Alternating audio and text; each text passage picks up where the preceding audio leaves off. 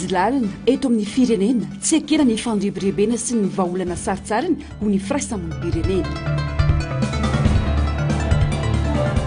antsiranana fahafatesany rivaldo lainga fandatsana sy fanambaniana ny rahalatsaka no nataon'ny filohan'ny pirenena ny solombavam-bahoaka ny tsirana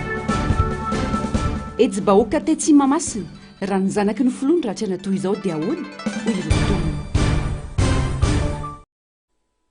alakamisy 6 oktobra 2020 manatitra ny arabatombokilasy tombovavy tonga soana ato anatin'izao fotoana ny fampahalalam-baovao izao ampanajana sy ampitiavana no anasako anao anaraka ny antsipirim-baovao hatramin'ny farany makasikany raharam-pirenena avy hatrany no anomboantsika ny fampahalalam-baovao amin'ny tialina ity miakatra ny maripana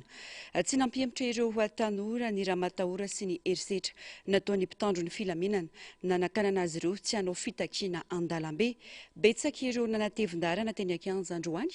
tamin'nympilamenana ny andohany hetsika ary tanora anariona no tonga niarany entana nandritra izany tatim-baovao ny Germain Omenjanary Taiziniana.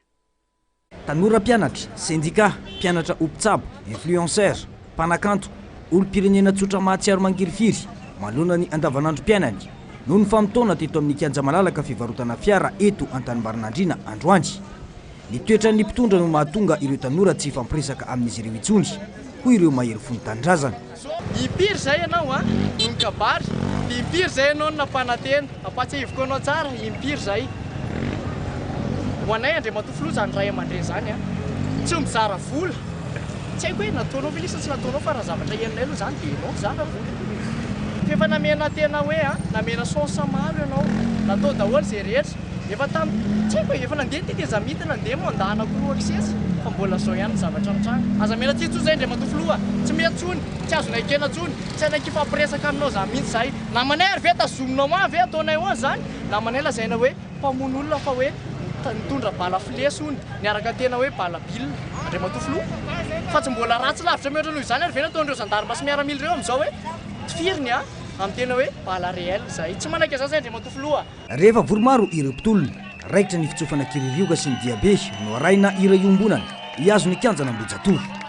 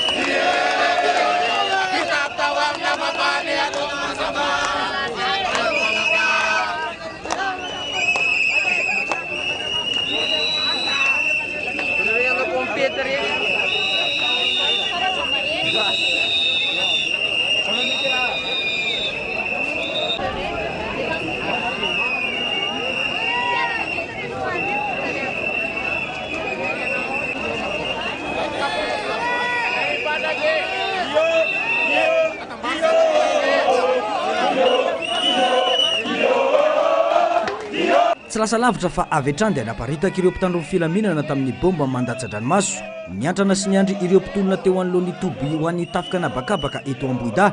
ireo mpitandro filaminana niaraka tamin'ny fitaovam-piadiana.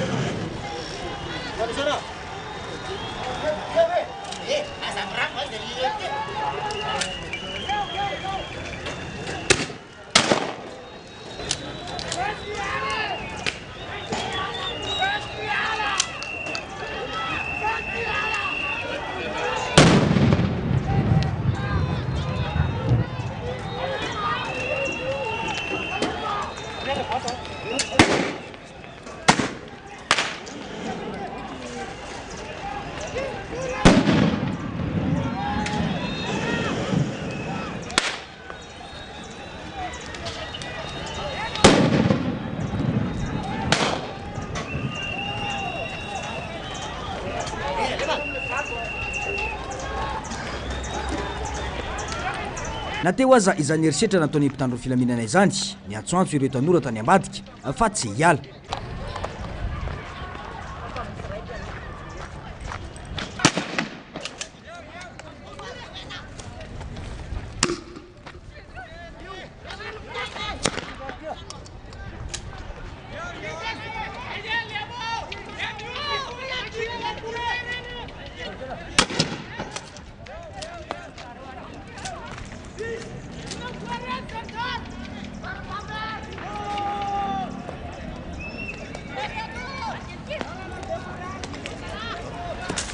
Ny fanao tazan-davitra ny mpitolona nanao fitakina sy ireo mpitandron'ny filaminana naharitra minitra maromaro ny fandefasana bomba mandatsa-dranomaso.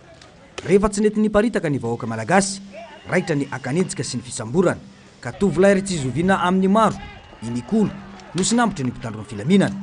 Tsy fisamborana tsotra fa naraina daka sy hitsaka an-tampon-doha no nataon'ireo mpitandron'ny filaminana.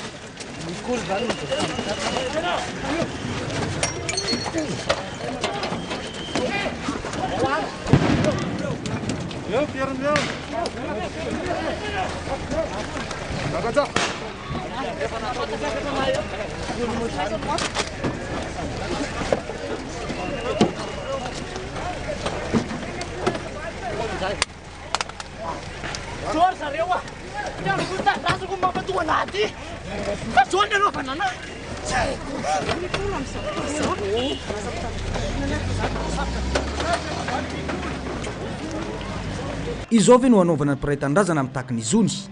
Izao ve no hitarafana ny tena atao hoe miaro ny vahoaka sy ny fananany?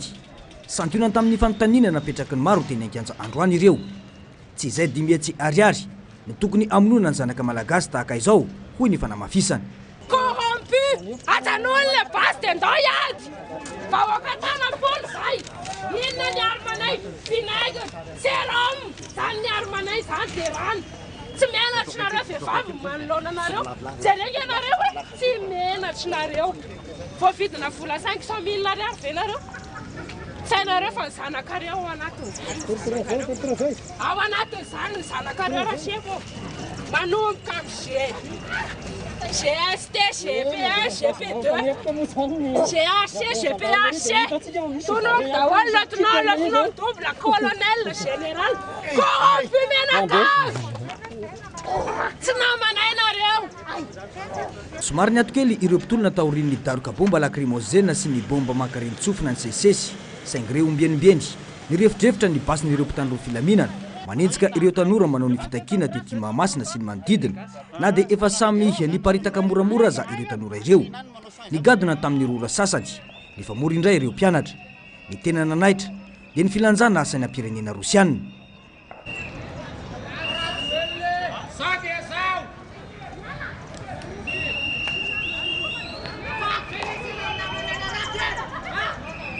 Niezaka ny fampiresaka tamin'ireo mpitandron'ny filaminana ihany ireo tanora saingy tonga dia bomba mandatsa-dranomaso avy hatrany indray no nitsenan'izy ireo ireto mpianatra sy tanora malagasy ireto. Nisy naratra vokatra izany. Raha mba zanaky ny mpitondra moa no tratra toy izao, ahoana no fietsiny hoy ireto tanora nametra-panontaniana. Miala joelona fantatro fa hitanao ty zao tianao ve raha mba zanako ao no tratra ohatr'izao vo menimenina tsotra fotsiny ary izy ao amin'ny réseaux sociaux reny ny vavanao reny nefa jere zao zay mitako zoanay moramora zao mahazo anay anaro vadinao miara joelona anaro aloha izy ala efa tsy solution ntsony izy aloha izy ala tsy mavita fananatra zany tsony lesy ireo aloha izy ala ena ambe folona taona reny teo tsy navita ninona ena ambe folo taona. Tsy namany vahoaka intsony ny mpitandron'ny filaminana eto Madagasikara ka mila vonjy izahay hoy ireo tanora ka izay no nilanjana ny sainam-pirenena Rosiana. Rehefa samy ratsy ihany ny fijaliana ienany eto dia aleo ny samy manan-kery no ifanandrana hoy ireto tanora ireto. Nisy nanery fa sitraponay tanora izao hoy ny fanamafisana. Sona zany le ataonay fiantsona amin'zareo Rosiana, fiantsona le ataonay zay ndika le drapeau te iantso zay hoe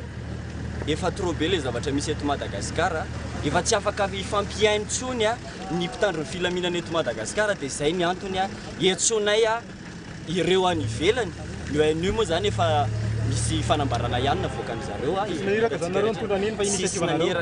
tsisy naniraka zay za moa tsy nitondra fa mitsolo tenan'ireo zay nitondra le izy fotsiny. Somary nikisaka teto anoloan'ny kianja be ny Mahamasina ireo mpitolona rehefa nizany ireo mpitandron'ny filaminana ho samborina. Ny mpitandron'ny filaminana midaroka bomba mandatsa-dranomaso torabatsy kosa no navalon'ireo tanora mpitolona izany. Tanora roa indray anefa no voasambotra teto, tsy nampiembotra ireo mpitolona izany fa mifanao saka sy voalavo hatrany etety Ankanja. Nanamafy ireo tanora fa mila ny firaisan-kinany rehetra ny anatrarana ny tanjona dia ny fialany Rajoelina. Tsy vaolana intsony Rajoelina fa efa aloha hoy ny fanamafisana. Toa hoe mety ny mangina manoloana ny mahery dia aretany eto foana ninninina ny fery. Resy lava zany neto no azo ambara dia faratoy ny ahoana lesy zany gasikara dia ho avela verimainy reny ranandrika dia ho vitavita fotsiny amin'ny seny sitomany fa raha matahora foana zany neto ny manjaka ka tsy maintsy hoe kena ninninina tsy zaka. Ny mahery miamahery dia nitery miatery dia lamy tombo fery tsy mananjona dia hijery reo taranaka efa very dia indraindray mitendrery. Mainty lesy arenatsika mainty foana neto no hita fa sy mainty ny any atsimo misy koa mainty milalo mainty rano anaratany fa tsy adino koa ilay mainty saina mainty fo mainty maty ny fanahy hatrany jiro mbola mainty foana hatrany apasany zoky zany dada mama andao hifoso audistara ny atsiko vita ihany fireo tarany akany afara raha zasy ianao ny tsy hijoro dia izy indray ny ianao ny ady sa ve hojerena fotsiny ireo mivarina any akady izany mbola matory zovony mbola tsy taitra ry taranaka zatra mijaly mifaly ao anaty mafaitra satria hoe tsy manana basy dia tsy afaka hiady sitolona iandry roviana dia izy no hitaky ny zoma olona averiko ihany mba izy no andrasana nova tantara apodiky koa roviana vao hiady ho an'ilay gasikara fa ny mpitona ny valina tany no indro miveriny indray androany no tairiko tabany kika tomany mitsangany indray mitaraina an-tany fa ny mpitona efa dilany ela fa tapapiroana sisa tavela tsy nandri-ampiadanana dindro ny fo velo indray nefa maty taloha aza variana amin'ny sainany avelo fa ndao mpandimby andrabe ary velo isika tanora no doksy izao mitsangana ndao a vorio ny herinao ry mpianatra ambony ry mpanao gazety ry pisolo vavy ianareo poety mpitolona fiangonana zoky sy zandry mifoaza daholo reo zay mbola mandry fotoanany zao ndao hitsangany sika sa ho avela fotsiny reo raha mandrika aza variana amin'ny sainty tomoana fa henonareo mitaraina ny tany iray volana latsaka izao no nisy nitolona no tariany ireo tanora malagasy reto mampanontany tena hoe iza no tena mpanakorontana eto amin'ny firenena. Ny zava-misy ety Ankanja no mamaritra ny valiny ny fanontaniana io. Nampivaraontsana ny abibina nataon'ireo everina ho tandroka ary ny voziny amin'ireo zanaka malagasy androany. Maro ireo tanora no voasambotra nandritra ny hetsika tsy manaiky lembenana. Misy ireo efa navototra fa misy ihany koa ireo mbola tsy hitana ny toerana nitondrana azy ireo aza. Ankoatra ny fisamborana feno herisetra, atao ihany koa ireo abibina nataon'ireo voalaza fa mpiaro ny vahoaka sy ny fananany. Ireo zandary no tena nampiatra ny herisetra sy mamono ireo tanora ireo ho ireo tanora voasambotra ka navozotra. Teny an-toerana nanangona ny vaovao Narcisse Karazafy ny Artanjona. Nanampatra ny herin'ny tanteraka ireo zandary nandritra ny hetsika tsy manaiky lembenana androany fisamborana feno herisetra toy ny daroka, vono, hitsaka no natao ireo zaza malagasy raha nitaky ny zony ao anatiny izao hetsika izao.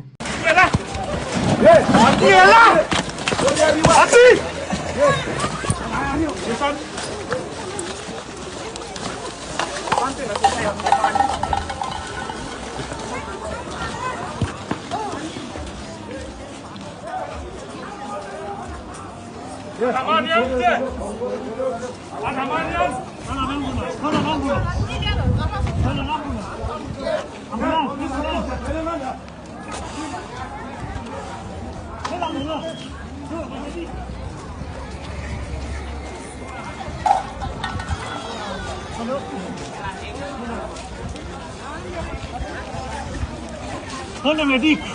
hola medic, hola medic, hola medic.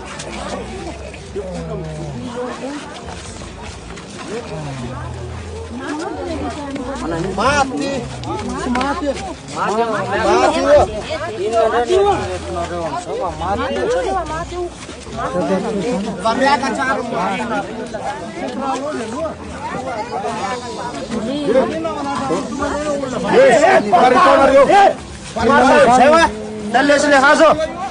Maro ireo nosamborina ary nampiasaina herisetra avokoa ireo tanora tanapolo maniry ny tondra fiovana eto an-tanindrazana.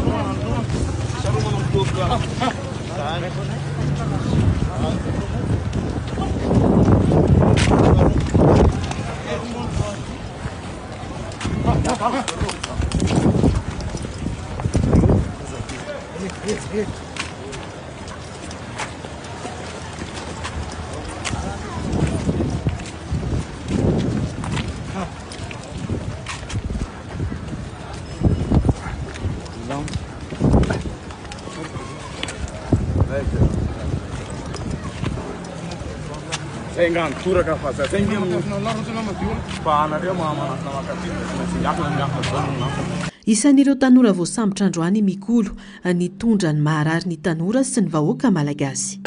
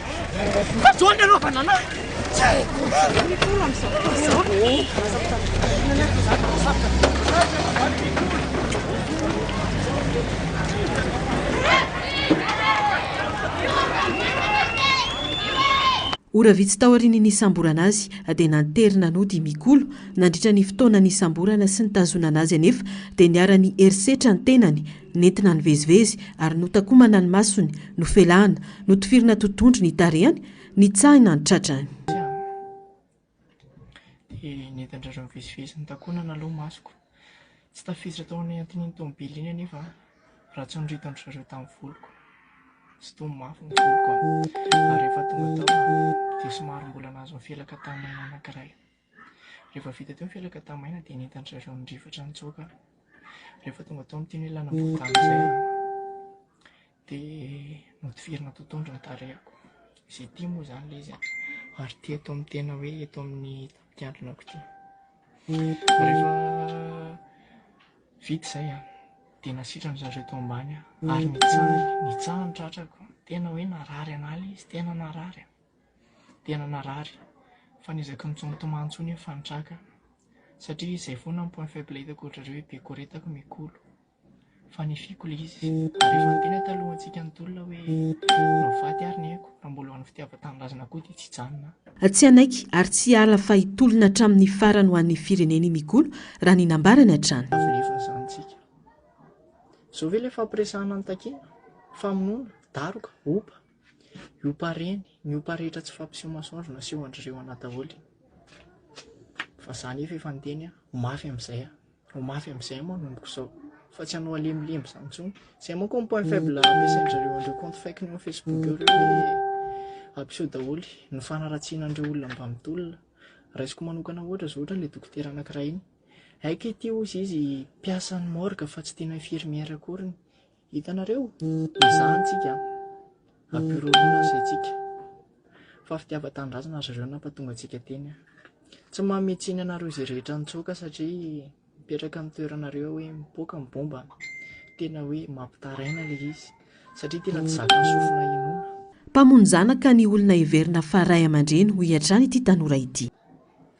Fa tena marina ilay ray aman-drenitsika zareo mpamono zanaka. Ilay nieritrerentsika ho dada, filoham-pirenena, mpamono zanaka. Ary tena tsy nitsitsa zareo, tsy misanga zareo namono. Tsy hoe akory hoe tia tenanareo hoe mafy ny tany. Fa raha ho anahy manokana natsapa hoe mafy ny tany. Fanifitsika dia tsokivy ary tsoketraka. Ary izaho mihitsy tsy dia lavolefina hoe izany teny hoe resitsika. Tsy resitsika, zoantsika ny takentsika. Fa efa tonga ato an-trano zareo mety misy miteny hoe Paritetika amin'ireo fanaterina colonel Tojo, colonel Tojo no natitra anahy.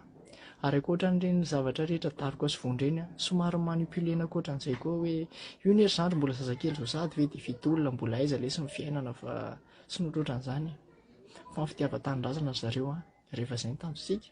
dia petratsika hoe tiatsika ty Madagasikara ty. Isan'ireo voasambotra ary navotsitra ora vitsy tao aorian'ny isamborana azy ihany koa ity tanora iray ity nambarany fa ireo zandary no tena mampiasa herisetra sy midaroka ro lahy izy ireo no voasambotra ary nitsovaka kosa ny tanany ny namandray. Za tamin'ilay voasambotra teo tsy naninona anampekaran'zareo tao anaty katikatrana polisy tao dia ilay polisy milamina be zareo no mbola mampiresaka anay fa ny gendarme amin'izay tsy hitako ny tarehany satria za miondrika dia nanantona anahy izy dia rehefa nanantona izy sady nanompanopa teo izy no daroany dia za aloha zany tamin'ilay daroka tsy naninona satria za ny ary-tena dia rehefa hitany amin'izay hoe tsy narary tamin'ilay daroka nataony dia nisy grenade lacrymogène izay nitazominy dia tamin'iny grenade lacrymogène iny nikohan'ny lohako to dia vaky be to dia nandeha raha be teo na ilay polisy ary teny mihitsy tsy mety zao atao zalahy zao dia eo amin'izay za noentin'ny zareo tany tary lampantanàna tary dia naraitsy natao tao dia position teo fotsiny dia reo navita ilay polisy nandeha. Ary le namany anankiray dia ilay namako anankiray indray ny tanany may tsy haiko hoe inona no nataovan'zareo anazy ohatrany hoe asida ngamba fa iny mitsovaka dia iny niaraka noentina nitsavona tao amin'ny agéra atao zay fa zay samy tsy naninona fa rehefa le tamin'le tao zay no nataon'le gendarme dia tsy haiko hoana nanaovazareo anazy teo fa za niondry. Akoatra ireo herisetra natao tamin'ireo olona nosamborina dia maro ihany koa ireo olona torana teny Ankianjandroany noho ny bomba mandatsy dranomaso ny rarakopana atao ihany koa ireo naratra atao ity reny mpianakaviana izay nopitiany lacrymogène ity ny masony. Position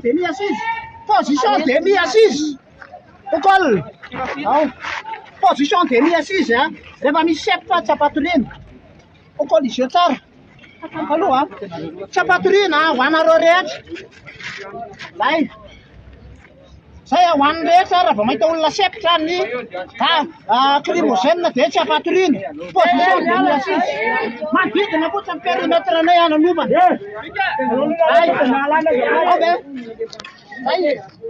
tsy apatoriana mihitsy jamais apatoriana le olona fa miankina ny lohany.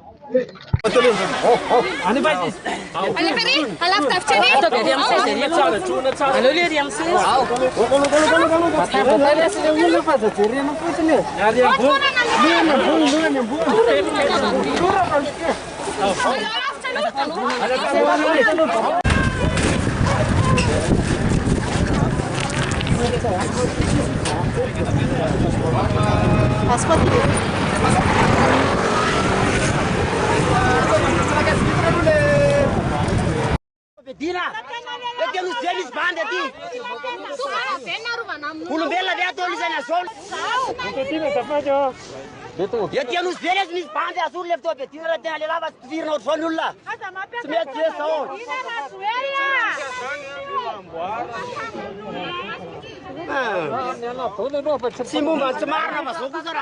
Tsy mifidy izay etraketrahana fa na ireo mpanao gazety aza dia tratra ihany koa.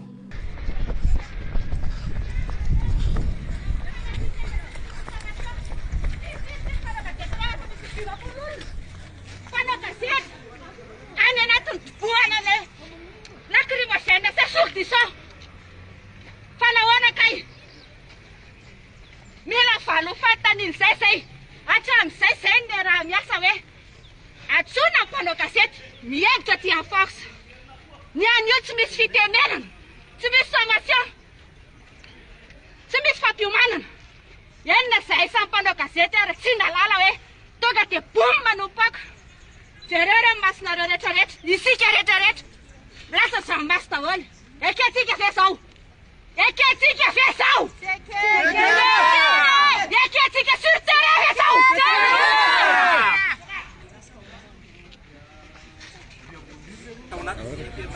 zavatra niseho tety tanimbary-mandrina teo zany aloha zany dia somary hoe misy fanehon-kevitra kely naseho an'ny namana mpanao gazety satria tsy misy ny sommation na fampitandremana na fampilazana meloa ho an'ny mpanao gazety tamin'ny fanapoahana bola mandatsaranomasy anatin'ny tanjofilaminana tamin'ity atoandro ity zany dia naneho ny apezerany zany reo ilay mpanao gazety namana satria isan'ireo le hoe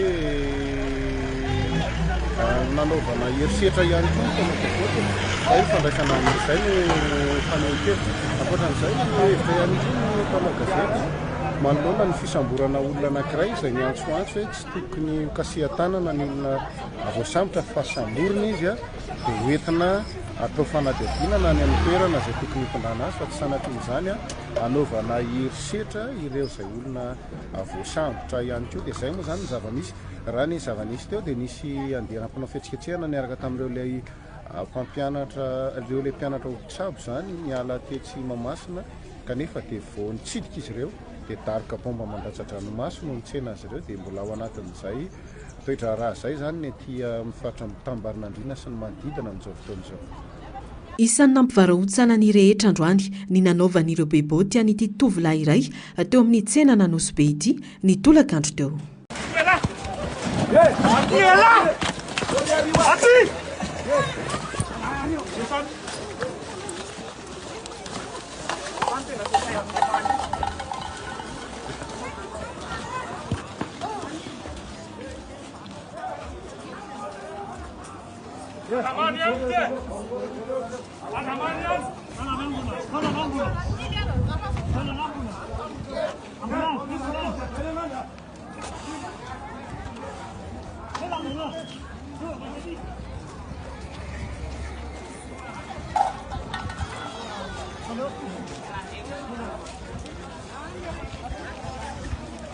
Quando mi dico,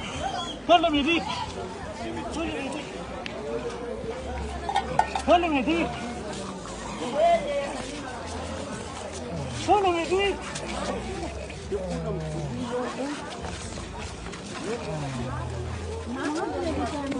Mati, mati,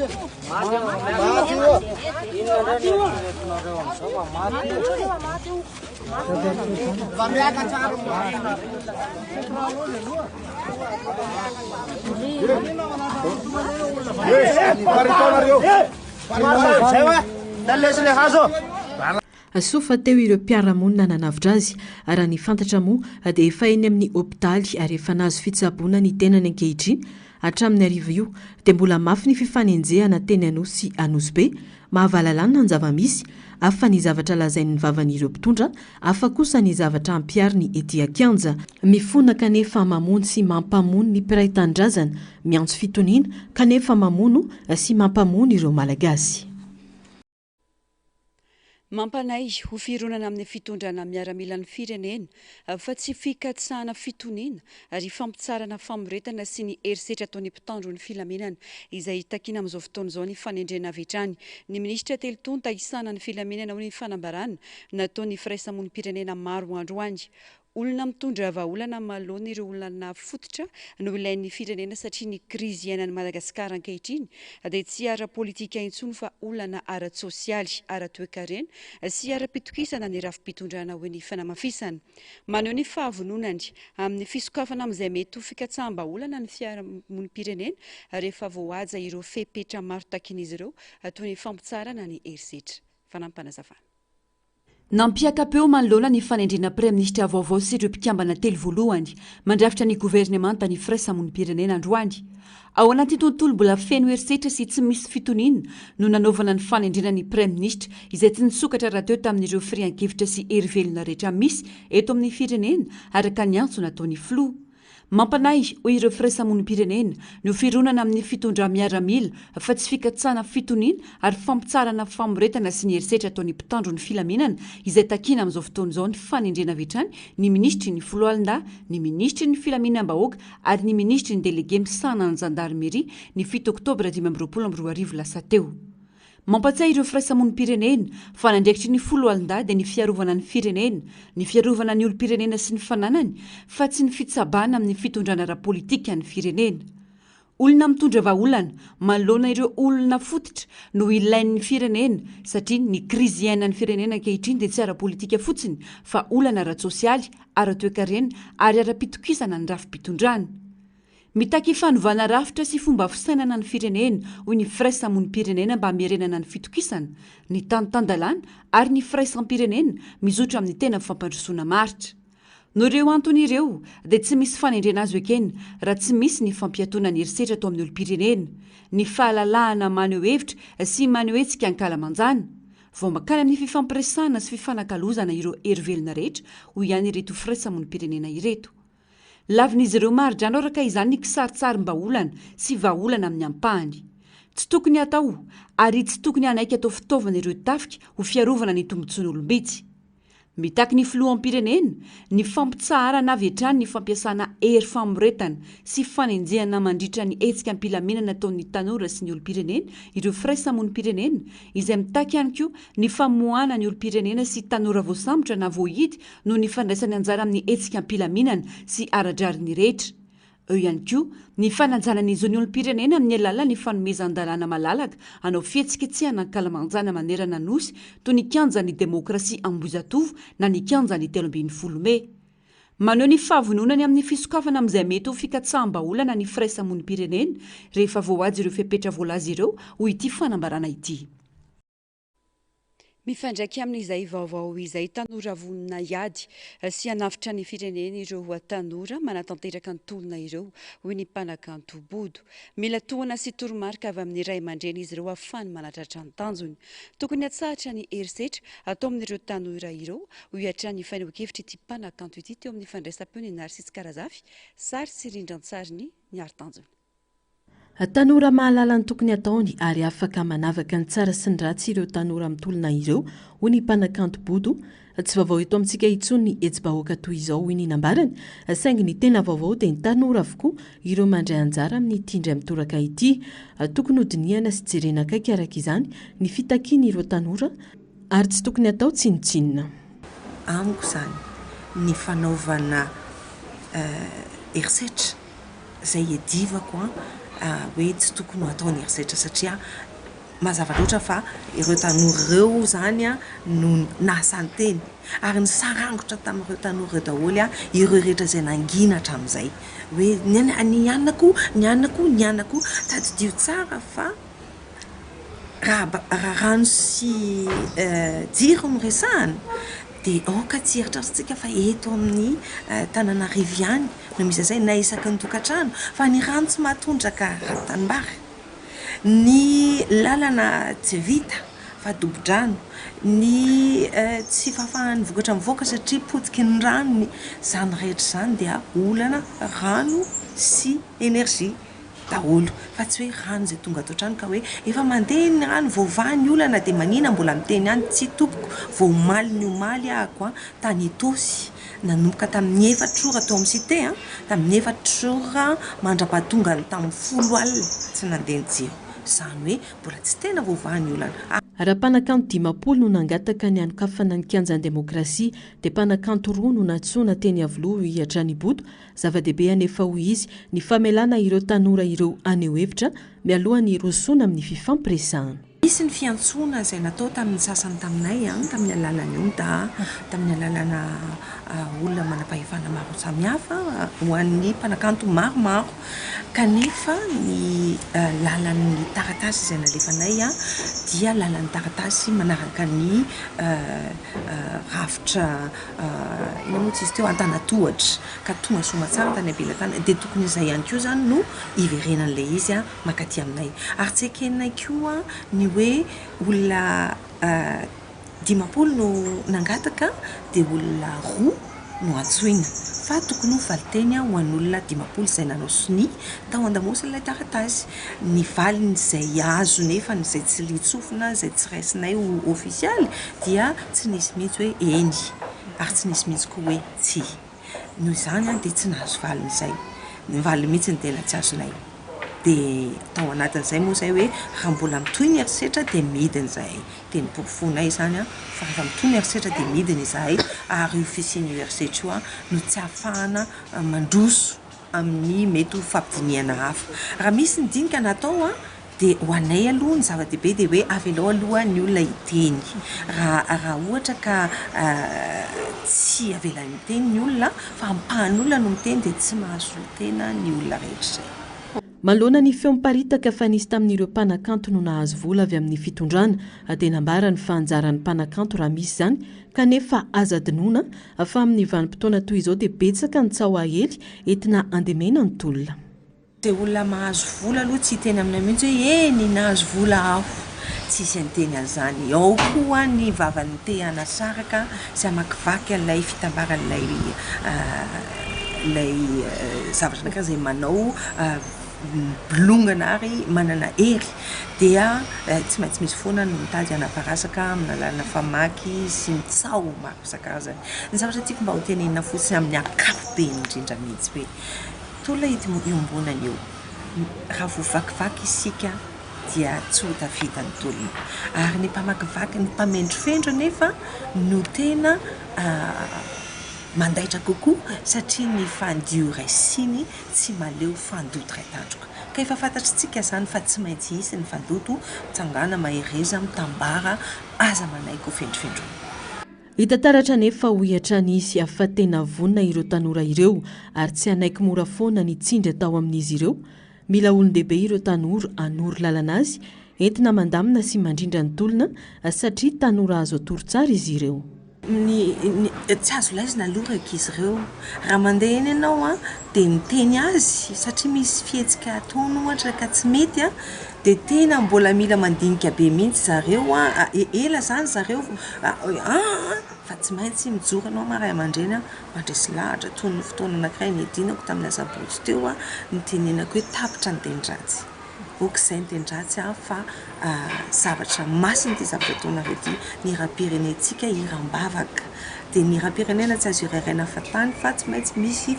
atsaina mijoro mifantoka ary zay vao mihira ny raha-pirenena etsetrazetra kanefa mandre koa ireo zazy ireo tsy miaino izy fa mandre zay manko ny zavatra misy eto Madagasikara miaino henoko fa ny mandre sy ny mihaino tsy mitovy. Ny mandre misy asa manaraka azy ary zay nataon'ireo tanora ireo rehefa tonga ny fotoana izay nitenenako hoe ataontsika hira pirenena reo mijoro azy sorony satroka dia irao tapitra treo rehefa tonga indray ny fotoana dia aza asiana teny tsy fampiseho masoandro. No mafisy ny body fa tokony hatsahatra ny herisetra atao amin'ireo tanora ireo ary mila omena azy ny zony takiny zo fototra raha teo ny fangatana izay ataony. Diskady rajoelina raha ny hevitra fa ilay endrika fakakevitra nataony omaly no andamina ny fitakiam-bahoaka. Mbola tsy nisy tato anatin'ny 80 taona izany hoe olona nanany vahoaka olana no andehanao fanelanelana mba andamina izany. Tsy tokony agaga araka izany ny mbola fitohizan'ny fitakiana nataony vahoaka hoy ny fanazavany Germaine Menjanary Taiziniana. Ny lapany Tsimbazaza no lapany demokrasia. Misy solombavam-bahoaka anjatony ao. 5 tetsy avoloha no nanaovana ilay voalaza fa fakan-kevitra. Ny saritany rehetra atreto dia sampanoana fitondrana ihany no ny fanao sary mihetsika teny ny anivon'ity lapa ity. Ny ombon-kevitra ireo mpitolona teny an-kianja androany fa raha tena te haka hevitry ny vahoaka i Rajoelina dia eny amin'ny kianjany 13 Mey fa tsy avoloha. Tokony sokafany ihany koa ilay kianjany demokrasia izay nirehariany tamin'ny taona 2024 raha tena te hanova famindry izy hoy ny faneho-kevitra. Tsy tokony ho Rajoelina mihitsy no hiantso fiaonana fa rafitra hafa hoy ireo solombavam-bahoaka avy amin'ny antoko fivoy. Izy manko no ananany vahoaka olana sy antony hetsika fitakiana eny an-kianja. No mafisiny fa ny tsy fahaizana manetry tena no isan'ny mahatonga izao olana izao. Samy nanambara-dolo ny olona rehetra zay tsy hoeny, zay tsy hoeny. Zany hoe zareo samy zareo ihany no mivorona ka hevitra tao fa tsy nisy olona te avelany amiko efa naverika ombeny. Raha mieritreritry ny ampiantso olona ny filoham-pirenena dia tsy izy tena ny mampiantso satria izy ao an-daniny sy ny ankilany. Misy fifanoherana na ny an-daniny ny ankilany ary tsy izy ny tokony ampiantso fa rafitra ray. Jerevo vereny diniana ny convention de panorama tamin'ny 31 octobre 1991 izany nandamina izany nandrindra fa tsy anjaran'ny olona miady hoe andao elahy makaty amiko na andao nareo makaty amiko fa fifanandrinana ary tsy andeha mihitsy koa ny an-daniny sy ny ankilany ao anatin'izay ka tsy izy ny tokony ampiantso fa diso hevitra izy, diso tatelaka izy ary tsy mety izany stratégie izany. Tokony mahay manetry tena fa io tsy fahaizana manetry teny io fa mizirizily io ihany no manimba sy mamodika amin'ny firenena tsy hisy mihitsy ny avy ety an-danitry hiatrika ny fampiatsoana fampiresana satria izy no olana sy fototry ny olana tsy mahagaga raha mitoy ny etsika fitakiana eny ankianja amin'izao fa tsy voavan'ilay fisehosehoana natao omaly ho iatrany ity solombavambahoaka ity disy paikady izy raha ireny no everiny fa ampilamina izao olana mitranga eo aminy sy ny vahoaka izao ho iatrany ny fanazavana any Antsiranana nandiso ny filazan'ny filohampirenena milaza fa teo ampandrobana toeram-pivarotana firavaka nono tifirany mpitandro ny filamena ny Rivaldo ny anabaviny sy ny solombavambahoaka voafita an-toerana nivoaka ny trano andeha etseny Rivaldo no laviny balany mpitandro ny filamenana hoy ny anabaviny fanambanena fandatsana sy fanaovana tsinotsinona ny maty no nataony Andry Rajoelina raha nilaza izany tao anaty haino manjery vahiny omaly hoy ny solombavambahoaka an-toerana izay nanome rary ny fitakina ataon'ireo tanora ao Diego malona ny zava-misy ankehitriny fanadihadiana. Tsy marina ary diso ny filazan'ny firenena mikambana nanao tatitra fa nisy olona 12 maty nandritra ny etsika fitakina no zofototra teto Madagasikara hoy Andry Rajoelina 12 no olona maty hatreto ary mpandrombany akamaroan'ireo maty ireo hoy ny fanamafisany filoham-pirenena tamin'ny interview nivoaka tamin'ny fahitalavitra frantsay réunion première omaly. Mpandroba ilay mpianatra iray maty tany Diego tsy mpanao fihetsiketsehana fa tratram-body omby nandroba toeram-pivarotana firavaka ka izay no nitifiran'ireo mpitandro ny filaminana azy hoy an'izy nanamafy. Nandiso filazana io ny anabavin'ny Rivaldo. Nivoaka ny trano andeha etseny Rivaldo no laviny balany mpitandro ny filaminana. Nanamafy ny anabaviny fa ny aliny 15 septambra no nisy fandrobana kanefa 9 septambra maraina i Rivaldo no voatifitra. Tsy nisy bijouterie ny toerana nalavo azy. Tena hitako afahafa zegny doko tena nagnino izy ka tsy mavanda anao mivolagna io la baby maty zegny ndeha namaky bijouterie zegny sintra na ianadako zegny andeha bazary niova le 25 bijouterie vaky le 26 zokiko inaty le 26 mety akeke 10 heures non 11 heures satria agnatin'ny telefonazy akao mbola misy vidéo izy agnaty bajaj 10h38 agnatin'ny telefonazy ave ndraiky nataona andeha namaky bon tsisy dirany tegna tsisy dirana ave olo zegny ave ka magnano izoko malo tsisy ka volagnina tsisy ka volagnina izy ke andeha maky nagnino zegny ka tsy mavandy a Diego montre Tanamboa 4, Tanamboa 5, bazar kely a Diego any tsisy bijouterie zegny. Tsy vita novonoana fa mbola latsaina ny maty hoy kosa ny solombavambahoaka ao Antsiranana raha namaly ny filazan'ny filoha ny fomba nahafatesany Rivaldo. Fa ny mbazimbana sy fanambanina ny maty sy ny fianakaviana ary ny poniny Diego no nataony Andry Rajoelina tamin'ny lainga nataony hoy ny fanamafisana. Rarina mitakin'izao n'ireo tanora manoloana ireo marary ny vahoaka ankehitriny hoy ity olom-boafidy ity. Malahelo atsika voakany Diego mitarenga atsika jiaby ke za mahasolombavambahoaka nareo za tsy afaka za inginy fa tsy maintsy ataoko ny aliasan'ny président vandy nataony igny satria atsika jiaby maefa izy vola hoe ola binaty igny nagnano piage tamin'ny bijouterie nefa etsika fa tsy zegny ziny satria monsieur le président mitodika aminao za i piage igny tamin'ny 25 aligny j'ai dit 25 aligny tamin'ny bijouterie fa izanaka ny anaty taty tamin'le 26 vendredi 26 ke eto koa za ty arazava aminao koa monsieur le président tany misy piage zegny ndraiky tany fatesany tsaiky aby zegny fakalavitry tsy vitany tsy andra raiky fa mbala fakalavitry koa tany misy ro io ke izy koa ataotsika ohatra fo tany misy piage io ndraiky tany nifatesany tsaiky aby karaha boka Ambatobe aminao agny donc mandeha 67 agny ke tsy tany fakarikitry feky tsy vitan'izy fa tsy même jour mbala tsy fakarikitry koa toerana aby io ke eto mazay amin'ny mahasolombavambahoaka izy volaniko zegny mitondra alahelo ny vahoakany Diego malahelo zay satria tsy nitsolavinareo ny razagnanay tsy vitan-tsaika aby fa nivonina mbala ambanibanina koa razagnanay zanakanay anaty ke tegna malahelo zay vahoakany Diego tsy hoe mampirisika vahoakana la grève fa c'est normal koa mitoy fo grève aminay Diego ty satria maharary aminay raha jiaby mazay io fa naty zanakanay mbala latsilatsay koa razagnanay zanakanay maty. Ratsaivony ny 9 septambra teo i Rivaldo mpianatra avy amin'ny oniversité n'Antsiranana no maty voatifitra tao anaty olony nentin'ireo mpiara-mianatra naseho teny an-dalambe ny nanjo ny namany ary ho lanjain'izy ireo teny an-dalambe ny faty naman'izy ireo ho anantsiranana manokana mafana ny etsy-pitakiny satria manohana ireo mpianatra ireo ray aman-dreny eo an-toerana andrasana ny tohiny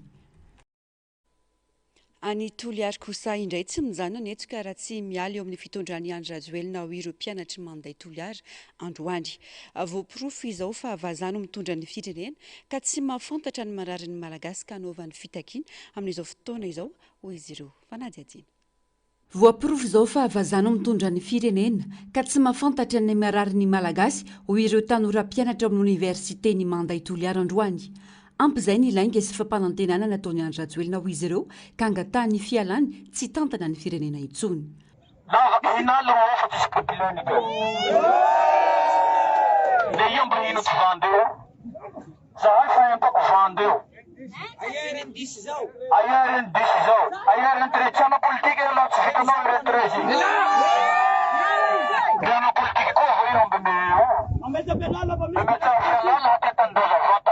Dalau zao ia nangalakin firenena hafa io tsy misy afaka fitiavan-tandresa agnaty koa to zao fa nanaky zao fa tena vazaha hata ia tsy mahafantasy marary anay gasy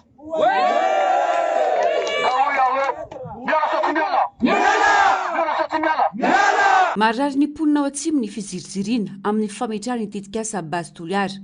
Tetikasa mamono vahoaka ary tsy tondra tombotsoa fa fanampitehana ny sehatra iveloman'ny olona hoy ny fanazavana. Nilazany tsy anaketry amin'ny farany ary mitaky ny ampitsaranjany izy ireo. Nanao antsoavy ny solotenan'izy ireo ho an'ny mponina wakily Maninky Benetsy tsy anisy ary ireo fikambanana mazoto ny mpianatra natevin-darana antolona nataon'izy ireo amin'izao fotoana izao. Agny tanitsika firafirain'olo ho simbasimban'olo mikoikanarao kominy tsy anisia kominy Kilimaliny manao programa tsika itoy ao mitsanga indreto mpianatsy nama namako fiara-misalahy amitsika hagnampy antsika fa hatrano tanteraky basy Toliary fa tsy maintsy miandra razay mifanatony atsika tonga dia atambatsika direct agny hery reto amizay tonga dia rodina tanteraky toy reva basy Toliary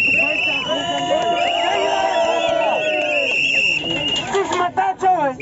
ireo mpitandro filamina fa ny fahampiresaka aminay ireo fanagnomeany lala ary afaky misy kortanay zombanay fa tsy isy nataonay eto manifestation paisible zay nataonay eto tsy isy fanaporotana eto aia matany amboleanao la voarodiny tany zao ihany fambolea avao ny aignanao ka nampianaranao ahio nahita marina ahitako raha zao tsisy raha marina mitsangana atsika tantsika tsy maintsy maro fahatany avao ia fa fivinana nanamafy ny mpianatra androany fa tsy nandray anjara tamin'izay fampiatsoana nataony filohampirenena taty Antananarivo. Tomponantoka amin'izay zava-misy ireo nandeha teny ho izy ireo. Fa tsy nandefa solopena zahay Toliara universitény Maninday ka misy mivola fa Maninday zao misy arasara tsy marina zany hitatsika tamin'ny hetsiky natao androany fa Maninday miraiky Maninday miara-mitolona Maninday miara-mihina miala Rajoely kana izany nino raha mahazo niraka aminareo any tsy liranay satria tsy zahay namiraka anareo mampitanjona anareo zahay nareo zay nandeha reny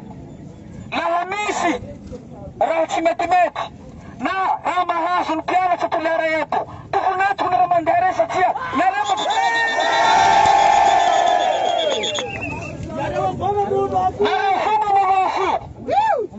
hapoisinay etoa afotoanandro ny mpianaranao kirakiraiky nareo fa malikitanin-jasa io vola miara-miaka ny zahay eto universitény Maninday miara ory amireo namanay zay novoloina amy tsirariny noratsaina amy tsirariny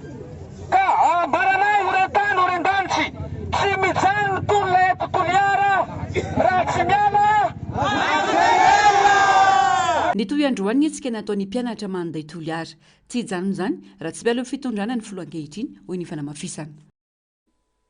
Iverina eto Antananarivo isika tao anatin'ireto fanadihadiana manaraka ireto tsy nanaiky nandray ireo voafonja 5 nalefa ny fampanoavana any am-ponja ny mpandrarany fonja ho ny syndikan'izy ireo. Nilaza ny syndika fa tompona andraikitra feno amin'ny mety fifandonana ny fampanoavana sy ny ministra teo aloha satria samy mitana fitaovam-piadiana ireo rafitra ireo. Mitohy ny fitokonana ary tsy mijanona raha tsy mivaly ny fitakiana dia ny fametrahana ny sekretera mpanjakana miandraikitra ny fandrarana ny fonja ho izy ireo. Narcisy Karazafy miaro tanjona no mitatitra amintsika ny antsipirim-baovao.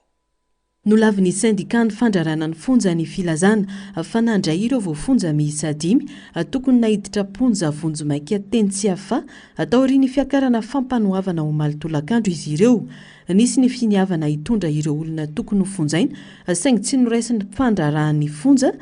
teny Antanimora, teny tsy hafa, Avaradrano sy Arivony Mamo ireo tanora ireo.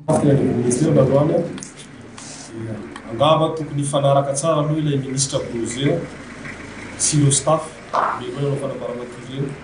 fa hatreto dia tena nisy tokoa ny izay finiavana mpiditra olona anatin'ny fonja ireo fonja tsy hafa izany fa noho ny tsy fandraisana fonja be tsy hafa izay zavatra zay dia niverina ireo olona ireo fa tsy fantatro hoe aiza ilay olona ireo na aiza fa tena nisy tokoa ilay tranga ary fonja telo teto Antananarivo no nieritseretana ho nanaovana an'izany fampidirana olona am-ponja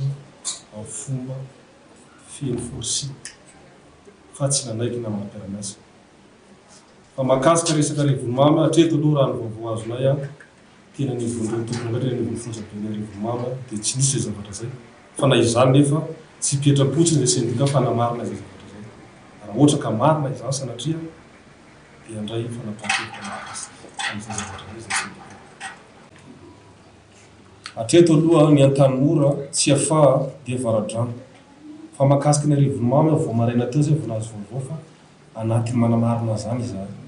fa raha niantso an-tamobizina teo tamin'ny tompona andraikitra tany dia nandaza ireo fa tsy nandray an'izany zareo. Tompona andraikitra feno ny fampanoavana sy ny ministra teo aloha amin'izay mety ho fifandonana isy eo amin'ireo hery fiarovana manao déferment sy ireo mpandrarahany fonja satria na ny andanina na ny ankilany dia samy mitana basy avokoa ka tsy tokony ho terena ny fonja andray ireo olona tokony ho fonjaina ireo. Manahirana zay zavatra zay tsara ho fantatra ny voaka malagasy zay zavatra zay. Tompona antoka zareo raha sanatria hisy zavatra fampana eto amin'ny firenena indrindra amin'ireo fonja be manerana ny nosy amin'ireo forcing ataony fampanoavana sy ilay ministra Bozea.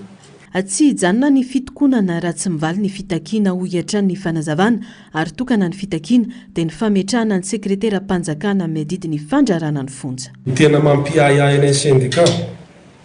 ary izay iarovana ny tenanay raha ohatra sanatria ka hisy zavatra rapitsafokapitso tsara ho fantatra antsika fa ny mpandrarany fonja dia mitazona basy ihany koa ary manana arma eny amin'ny toeram-pamonjana manerana ny nosy ireo. Toraka izay ihany koa ireo mpanao différement izay manao forcing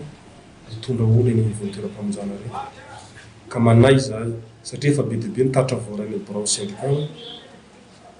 misy izay fanaovana forcing fanaterana olona eny amin'ny toeram-pamonjana ka raha ohatra sanatria misy ny fifandonana na fifamonoana eny ara mety avaky ny fonja mihitsy izay zavatra zay dia tsy tompona antoka izay mpandrarany fonja fa tompona antoka ary tompona andraikitra feno amin'izany zavatra zany ny fampanoavana sy ilay ministra Bozea mbola fikitra manome baiko izay hita fa anakorotana eto amin'ny firenena ilay baiko. Tsy sarotra ny manatanteraka ny fitakiana ho hiatran'ny fanazavan'ny syndika ny fandrarana ny fonja saingy mila finiavana ny fanatanterahana azy mba hisorohana ny disadisa mety hisy ho hiatran'ny fanazavana.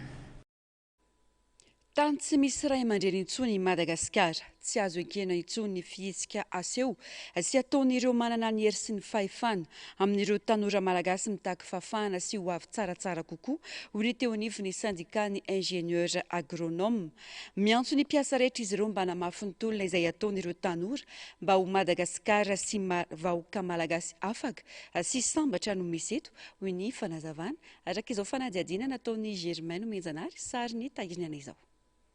Tsy azo leferina intsony ny herisetra sy ny fanaovana toy ny biby ny ainy tanora malagasy mitranga amin'izao fotoana izao. Tsy azo heverina ho namana intsony ny mpitandro ny filaminana eto amintsika. Ampilaminana ny etsika ataon'ireo tanora manao ny fitakinana zony ireo saingy ireny miariary ireny no anaovan'ny mpitandro ny filaminana ny tanora izay ho avyny firenena atsoatsy tsy hisy intsony ny fanekena fampiresana manomboka eto koa ny syndicat ny ingénieur agronome tanora izy ireo namoaka ny etaetapony sy fitakinany zofototra dia tsy azona eritreretina mihitsy hoe ny valiny zany dia daroka vono sy fanagadrana tsy maintsy mijoro ny zoky ny ray aman-dreny manoloana ny zavatra toy izany tsy mety zany ary lavinay mihitsy hoe mifampiresaka ao anatina contexte ao anatina toedraraha vonoana ohatr' izany ny ankizy anamafy ny tolona ireto ingénieur ireto izay miantso ireo mpiasa rehetra mba anamafy ny tolona aton'ireo tanora tsy lefitra intsony sy ny zavamisy ary tsy azo ekena intsony ho iatrany ny fanamafisana efa tsy misy ray aman-dreny intsony isika malagasy amin'izao fotoana izao eto amin'ny firenena ho iatrany ny fanazavana manoana ny reto zay satria fitakiana ara-drariny ara-dalàna no ataony izay asoa antsika malagasy manontolo mijoro zahay ary misaotra sahady ireo ingénieur namanay nanao ny grève générale tononona amin'izany ny ministère ny MEDD tonona amin'izany ministère ny pêche ary maro ireo mety mbola anao izany izay hoetaninay tokoa tompoka fa hiadyntsika ho an'ny ho avy ny zanaka sy ny taranantsika hiadyntsika no avynytsika tsy rairay reto ka dia etanintsika rehetra any an-trano etanintsika rehetra ingénieur namana andao re hiarakitsika anarina nyty firenentsika ity herisetra tsy ara-dalàna fikasihan-tanana amin'ny tsy ara-drarina fampiasana hery-tafahoatra izay fandikan-dalàna goavana amin'ny zon'olombelona sy fantsakitsahana lalam-pandrenan'ny Madagasikara no misy eto Madagasikara ho iatrany izy ireo tsy fiarovana filaminana intsony sy ny zavamisy fa famonoana mivantana ny tanora malagasy izay tompo-tanindrazana sy mihevitra ny anatsara no avyny firenena ho iatrany ny fanamafisana Vaovao manodidina ny fampianarana indray fanapa-kevitra iombonana nampitsahatra ny asa fanabeazana nanomboka androany ireo mpandraraha sy mpampianatra amina sekoly maro manerana ny nosy fitakiana ho famerenana ny asin'ny mpanabe eto Madagasikara amin'ny alalina ny fanatsarana ny fomba fitantanana azy ireo indrindra ny karama hifanaraka amin'ny vanim-potoana ankehitriny sy ireo zofototra tokony hositrany mpampianatra rehetra fanampanazavana eo amin'ny sariny Mathieu Princy. Nampiato ny asany ary miditra amin'ny service zero ireo mpampianatra sy mpandrara eo nivon'ny lycée Jules Ferry Faravohitra raha ny fanambarana nataon'izy ireo androany ho famerenana ny asany fanabeazana malona ny toetra rahampirenena tsy miverina izany raha tsy misy valiny ireo fitakiana ataon'ny mpampianatra raha ny fanazavana indrindra ny mahakasika ireo zofototra tokony hositrahan'izy ireo melon'izy ireo ihany koa ny herisetra atao amin'ny pray tanindrazana aminy manoloana ny toedraraha sy ny zava-mitranga eto amin'ny firenena ho famerenana ny asan'ny mpampianatra sy ny fanabeazana izay mpampianatra sy mpandraraha eto amin'ny lycée Jules Ferry Faravohitra dia manao izao fanambarana izao manameloka amin'ny fonay manontolo ny herisetra izay atao amin'ny pray tanindrazana aminay satria lasa manotoana ny asanay ny fisiany izany takianay ihany koa ny ampiakarana ny indemnité de logement 14 000 ariary ho 300 000 ariary angatahana ny amerenana ny recrutement systématique ho an'ny UNF sy ny PNF takina ny ampandehanana amin'ny ara-dalàna ny intégration avancement distinction honorifique sy ireo tombontsoa maro samihafa izay tokony hositrahan'ny mpampianatra mpanabe malagasy manameloka amin'ny fanavakavahana ny samy mpiasa-panjakana izay takinay manokana ho an'ny mpampianatra malagasy ny indemnité de risque de recherche de correction eo ampiandrasana ny fandraisana ndraikitra avy amin'ny mpitondra fanjakana dia miato tsy misy fepetra ny service rehetra eto amin'ny lycée Jules Ferry izany hoe miditra anatiny service zero natao izao fanambarana izao izay ombonana amin'ny mpanabe sy mpandraraha eto amin'ny lycée Jules Ferry ary fiombonana amin'ny mpanabe izay miaro sy mitaka ny zonay manerana ny nosy nandray io fanapa-kevitra io ihany koa ny tao amin'ny lycée Ambohimanarina tanjona ao anatin'ny andiombonana ny amerenana ny asin'ny mpanabe ho izy ireo tsy andray ny asany ihany koa reto mpampianatra ao an-toerana raha tsy mivaly ny fitakiana mba ho ifombona koa amin'ireo lycée manerana ny nosy ho famerenana ny asin'ny mpanabe sy ny fanabeazana dia manao izao fanambarana manaraka izao izahay ho fitakiana ny fampiakarana ny indemnité rehetra hifanaraka ny vanim-potoana ankehitriny indemnité de logement indemnité d'installation sy ny sisa fanaovana recrutement systématique ho an'ny agent non fonctionnaire rehetra fanaovana intégration sy avancement automatique fanaovana alignement grille indiciaire mandra-pivaliny ireo fitakiana ireo dia nanapa-kevitra izahay fampitsahatra ny fampianarana sy ny asa fandrarahana eto amin'ny lycée Ambohimanarina miaty vonjomaika ihany koa ny fampianarana ao amin'ny CEG faly arivo sy manara-penitra ampita-tafika raha nambaran'ireo mpampianatra no antitra terin'ireo mpanabe sy mpampianatra manao fitakiana ny ampiakarana ny indemnité de logement izay mbola 4,000 sy iray alina ariary amin'izao fotoana izao. Tinay ny fampiakarana ny indemnité de logement 14 000 ariary ou 300 000 ariary angatahana ny recrutement systématique ho an'ny ENF, ENS, CNFP. Takina ihany koa ny ampandeha systématique ny intégration sy systématique ny distinction honorifique sy ny avancement. Takinay manaraka izany ihany koa ireto manaraka ireto ny ampiakarana ny indemnité de gré, indemnité de risque, indemnité d'éloignement ary ny allocation familiale. Noho izany dia miato tsy misy fepetra ny asa rehetra eto amin'ny lycée ampita-tafika, CEG faly arivo sy CEG manara-penitra. Raha ny vaovao ihany koa nampiravaina tamin'ny folora avokoa ny mpianatra ny lycée teknika Ampefloha androany raha tokony irava tamin'ny 12 folora. Nanatanteraka fitokonana ny mpampianatra ka izay no antony nampodiana aloha ireo mpianatra raha ny vaovao.